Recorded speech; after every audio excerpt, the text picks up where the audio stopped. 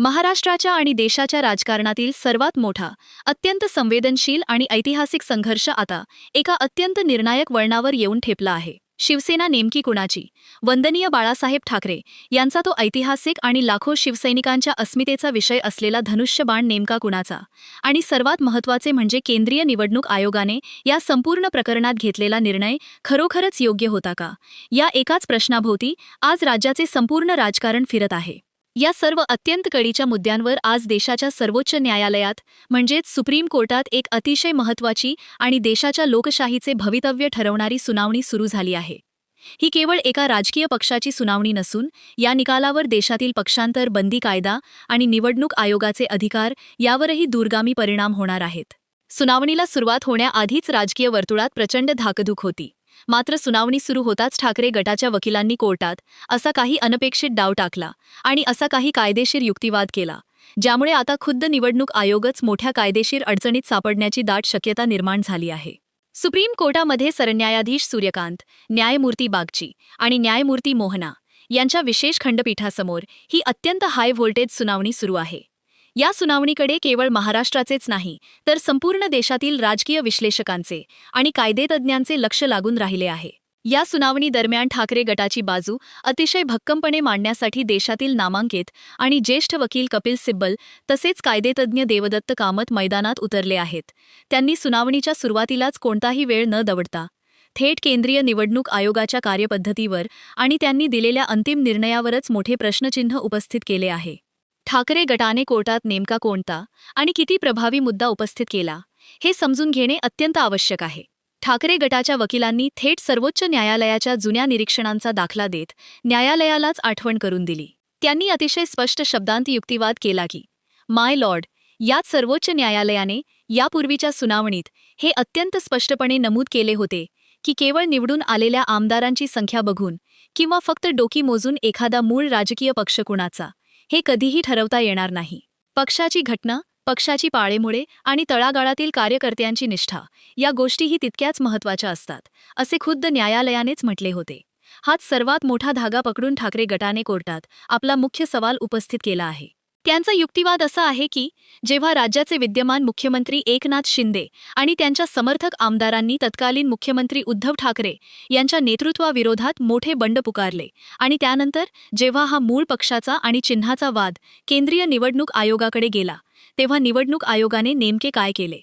निवडणूक आयोगाने केवळ आणि केवळ शिंदे गटाकडे निवडून आलेल्या आमदारांचे आणि खासदारांचे बहुमत आहे याच एका तांत्रिक आधारावर शिवसेना या मूळ पक्षाचे नाव आणि सर्वात महत्त्वाचे म्हणजे धनुष्यबाण हे चिन्ह शिंदे गटाला बहाल केले. मग ठाकरे गटाने आज सर्वोच्च न्यायालयाच्या खंडपीठासमोर हाच अत्यंत थेट आणि बोचरा सवाल केला की जर देशाच्या सर्वोच्च न्यायालयानेच असे म्हटले होते की केवळ आमदारांची डोकी मोजून मूळ पक्षाचा निर्णय घेता येणार नाही, तर मग केंद्रीय निवडणूक आयोगाने सर्वोच्च न्यायालयाच्या या अत्यंत महत्त्वाच्या निरीक्षणाकडे दुर्लक्ष करून केवळ आणि केवळ बहुमताच्या आधारावर पक्ष आणि चिन्ह कसे काय दिले? निवडणूक आयोगाचा हा निर्णय सर्वोच्च न्यायालयाच्या मूळ भावनेच्या विरोधात जाणारा नाही का, असा युक्तिवाद ठाकरे गटाकडून करण्यात आला. नेमक्या याच युक्तिवादामुळे आजच्या या संपूर्ण सुनावणीला एक अतिशय मोठा आणि अनपेक्षित ट्विस्ट मिळाला आहे. ठाकरे गटाने आपली रणनीती अतिशय हुशारीने बदलल्याचे इथे दिसून येते. सध्या मूळ पक्ष कुणाचा किंवा बंडखोर आमदार अपात्र ठरणार की पात्र ठरणार या अंतिम आणि गुंतागुंतीच्या मुद्द्यापेक्षा ठाकरे गटाने सर्वात आधी निवडणूक आयोगाच्या त्या वादग्रस्त निर्णयावरच आपले संपूर्ण लक्ष केंद्रित करण्याचा यशस्वी प्रयत्न केला आहे. कायद्याच्या अभ्यासकांच्या मतेही अतिशय अचूक रणनीती असू शकते. कारण जर सर्वोच्च न्यायालयाला असे वाटले की निवडणूक आयोगाने घेतलेला तो निर्णयच मुळात चुकीच्या आधारावर किंवा कायदेशीर प्रक्रियेचे उल्लंघन करून घेतला गेला आहे, तर पुढच्या संपूर्ण प्रकरणावर त्याचा काय परिणाम होणार हा एक अतिशय मोठा आणि निर्णायक प्रश्न आता निर्माण झाला आहे. जर पायाच कच्चा असेल तर त्यावर उभी राहिलेली इमारत कशी टिकणार? याच धर्तीवर जर आयोगाचा निर्णयच सर्वोच्च न्यायालयाने रद्दबातल ठरवला किंवा त्याला स्थगिती दिली तर महाराष्ट्राच्या राजकारणात पुन्हा एकदा मोठा भूकंप येऊ शकतो. ठाकरे गटाच्या या अत्यंत धारदार आणि कायदेशीर कसोटीवर उतरणाऱ्या युक्तिवादानंतर खंडपीठातील न्यायमूर्तींमध्येही आपापसात गंभीर चर्चा झाल्याचे आणि त्यांनी काही अत्यंत महत्त्वाच्या कायदेशीर नोंदी घेतल्याचे सांगितले जात आहे. त्यामुळेच आता या संपूर्ण प्रकरणात एक अतिशय मोठा ट्विस्ट येण्याची शक्यता सर्वच स्तरातून व्यक्त केली जात आहे. कारण जर सुप्रीम कोर्टाने निवडणूक आयोगाच्या या निर्णयाकडे एका वेगळ्या आणि अधिक कठोर कायदेशीर नजरेने पाहिले, तर शिवसेना नेमकी कुणाची या गेल्या 2 वर्षांपासून सुरू असलेल्या राजकीय लढाईचे संपूर्ण गणित पुन्हा एकदा मुळापासून बदलू शकते. या कायदेशीर लढाईच्या पार्श्वभूमीवर राज्याच्या राजकारणात आरोप-प्रत्यारोपांच्या फैरीही मोठ्या प्रमाणावर झडत आहेत. गेल्या काही दिवसांपासून आपण पाहत आहोत की उद्धव ठाकरे आणि त्यांच्या पक्षाचे प्रमुख नेते सातत्याने विविध पत्रकार परिषदा घेऊन निवडणूक आयोग आणि सत्ताधाऱ्यांवर अत्यंत गंभीर आरोप करत आहेत. मातोश्रीवरून आणि सेना भवनातून घेतल्या जाणाऱ्या या पत्रकार परिषदांमधून वारंवार असा दावा केला जात आहे की त्यांच्याकडून त्यांचा मूळ पक्ष आणि चिन्ह हे कट रचून हिरावून घेण्यात आले आहे आणि निवडणूक आयोगाने दबावाखाली येऊन हा निर्णय दिला असल्याचा आरोप ठाकरे गटाकडून सातत्याने केला जात आहे. दुसरीकडे शिंदे गटाकडूनही या सर्व आरोपांना अतिशय जोरदार आणि आक्रमक प्रत्युत्तर दिले जात आहे. शिंदे गटाचे नेते आणि प्रवक्ते त्यांच्या स्वतंत्र पत्रकार परिषदांमधून असा प्रतिदावा करत आहेत की त्यांनी कोणतेही बंड केलेले नसून वंदनीय बाळासाहेब ठाकरे यांचे मूळ हिंदुत्व टिकवण्यासाठीच त्यांनी हा उठाव केला होता. तसेच लोकशाहीत बहुमतालाच सर्वात जास्त महत्त्व असते आणि निवडणूक आयोगाने सर्व कायदेशीर बाबी तपासूनच त्यांना पक्ष आणि चिन्ह दिले आहे, असा दावा शिंदे गटाकडून केला जात आहे. उद्धव ठाकरे यांनी काँग्रेस आणि राष्ट्रवादी काँग्रेससोबत जाऊन बाळासाहेबांच्या विचारांशी प्रतारणा केली, असा अत्यंत गंभीर आरोपही शिंदे गटाकडून सातत्याने आणि जाहीरपणे केला जात आहे. या दोन्ही गटांच्या पत्रकार परिषदांमुळे आणि दररोज होणाऱ्या शाब्दिक युद्धामुळे महाराष्ट्रातील राजकीय वातावरण आधीच प्रचंड तापलेले आहे. त्यातच आता सर्वोच्च न्यायालयात सुरू असलेल्या या नव्या कायदेशीर खेळीमुळे या राजकीय आगीत आणखी तेल ओतले गेले आहे. आता देशाचे सर्वोच्च न्यायालय निवडणूक आयोगाच्या या निर्णयावर नेमकं कोणतं कायदेशीर निरीक्षण नोंदवतं? ठाकरे गटाच्या वकिलांनी मांडलेला हा मुद्दा न्यायालय ग्राह्य धरतं का? आणि सर्वात महत्त्वाचं म्हणजे ठाकरे गटाच्या या नव्या आणि अनपेक्षित कायदेशीर डावाचा मुख्यमंत्री एकनाथ शिंदे यांच्या गटावर आणि त्यांच्या राजकीय भवितव्यावर नेमका काय आणि किती खोलवर परिणाम होतो, याकडे केवळ राजकीय नेत्यांचेच नाही, तर गल्लीपासून दिल्लीपर्यंतच्या सर्वसामान्य जनतेचे आणि संपूर्ण महाराष्ट्राचे लक्ष श्वास रोखून लागलेले आहे. या प्रकरणातील प्रत्येक सुनावणी ही महाराष्ट्राच्या भविष्यातील राजकारणाची दिशा ठरवणारी आहे, हे निश्चित. त्यामुळे सुप्रीम कोर्टाकडून या प्रकरणात पुढचा कोणताही मोठा ट्विस्ट, कोणतीही मोठी कायदेशीर टिप्पणी किंवा एखादा ऐतिहासिक निर्णय आता कोणत्याही क्षणी समोर येऊ शकतो, ज्याचा परिणाम राज्याच्या आगामी निवडणुकांवरही स्पष्टपणे पाहायला मिळेल. या कायदेशीर लढाईच्या पुढच्या टप्प्यात आता सर्वोच्च न्यायालयाच्या प्रांगणात संविधानाच्या 10व्या अनुसूचीचा म्हणजेच पक्षांतर बंदी कायद्याचा मुद्दा अत्यंत कळीचा आणि निर्णायक ठरत आहे. ठाकरे गटाच्या वकिलांनी अतिशय जोरदार युक्तिवाद करताना न्यायालयाच्या निदर्शनास आणून दिले आहे की जर केवळ निवडून आलेल्या प्रतिनिधींच्या संख्येवर मूळ राजकीय पक्ष कुणाचा हे ठरवले जाणार असेल, तर या देशातील पक्षांतर बंदी कायद्याला कोणताही अर्थ उरणार नाही. कारण उद्या कोणताही गट पैशांच्या, सत्तेच्या किंवा इतर कोणत्याही प्रलोभनांच्या बळावर काही आमदार फोडेल आणि थेट मूळ पक्षावरच आपला दावा सांगेल.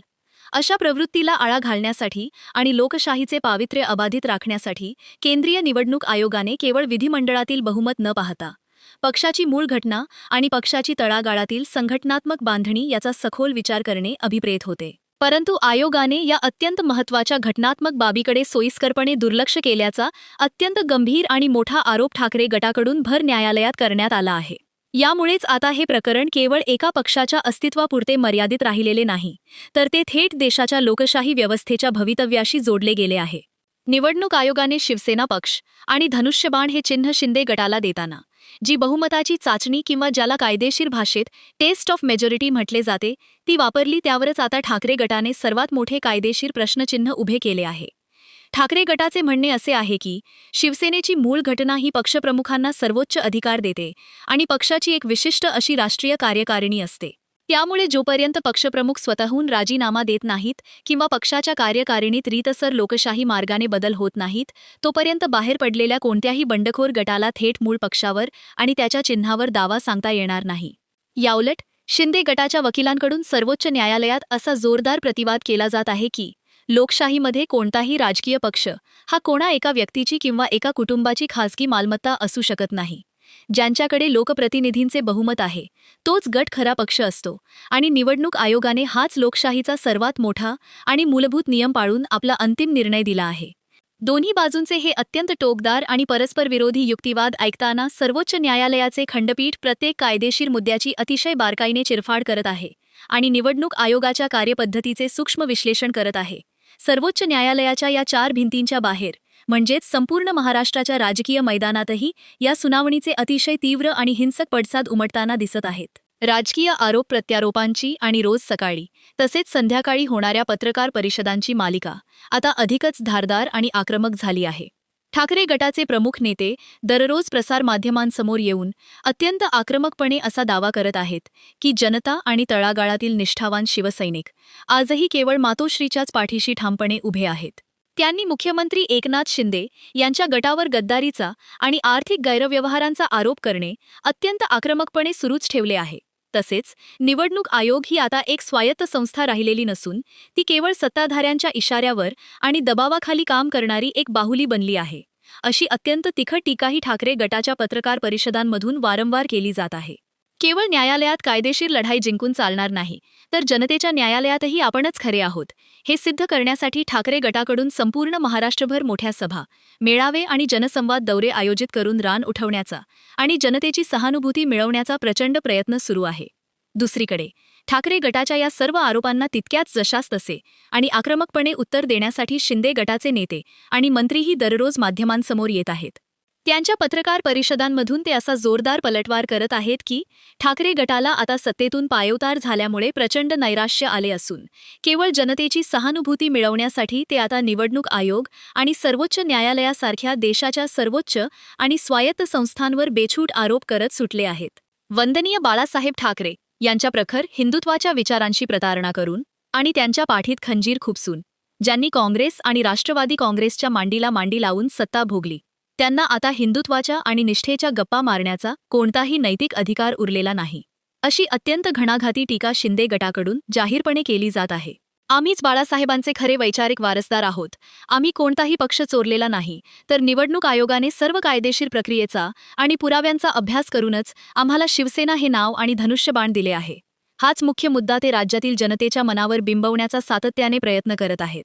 आता सर्वोच्च न्यायालयातील ही अत्यंत गुंतागुंतीची आणि ऐतिहासिक सुनावणी जसजशी पुढे सरकत आहे, तसतशी संपूर्ण राज्याची राजकीय धाकधूक अगदी शिगेला पोहोचली आहे. जर सर्वोच्च न्यायालयाने खरोखरच ठाकरे गटाचा युक्तिवाद ग्राह्य धरला आणि निवडणूक आयोगाच्या निर्णयाला स्थगिती दिली किंवा आयोगाच्या प्रक्रियेत काही कायदेशीर त्रुटी काढल्या, तर विद्यमान मुख्यमंत्री एकनाथ शिंदे यांच्या नेतृत्वाखालील सरकारला आणि त्यांच्या संपूर्ण गटाला हा एक प्रचंड मोठा राजकीय आणि कायदेशीर धक्का ठरू शकतो. याचे थेट आणि गंभीर परिणाम राज्याच्या आगामी राजकीय समीकरणांवर आणि विधानसभा तसेच इतर निवडणुकांवर निश्चितपणे होणार आहेत. याउलट जर सर्वोच्च न्यायालयाने निवडणूक आयोगाचा निर्णय योग्यच असल्याचे ठरवले आणि ठाकरे गटाची याचिका फेटाळून लावली, तर ठाकरे गटाला त्यांच्या पुढील राजकीय अस्तित्वासाठी शून्यातून पुन्हा नवी आणि अत्यंत खडतर सुरुवात करावी लागेल.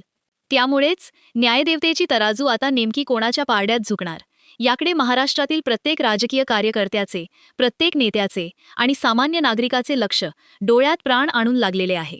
प्रत्येकजण आपापल्या राजकीय सोयीनुसार आणि आकलनानुसार या कायदेशीर लढाईचा अर्थ काढत आहे आणि सर्वोच्च न्यायालयाच्या त्या एका ऐतिहासिक निकालाची श्वास रोखून वाट पाहत आहे, जो निकाल महाराष्ट्राच्या राजकारणाची केवळ आजची नाही, तर पुढच्या अनेक दशकांची राजकीय दिशा कायमची निश्चित करणार आहे.